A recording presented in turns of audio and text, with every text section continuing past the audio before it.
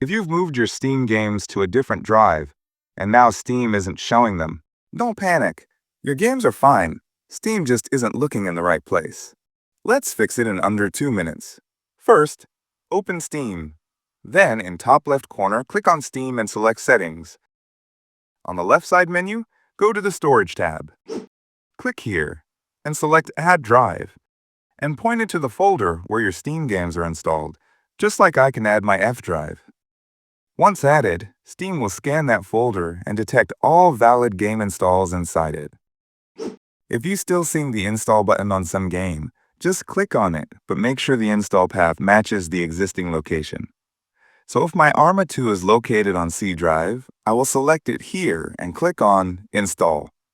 Steam will scan the folder and pick up the files, showing discovering existing files. It'll verify them instead of re-downloading the entire game, and your game will be ready to play in no time. And that's it. You just saved hours of download time with a couple of clicks. If this helped, drop a like and subscribe for more Steam fixes. Until next time, stay safe, happy gaming, and I'll see you all.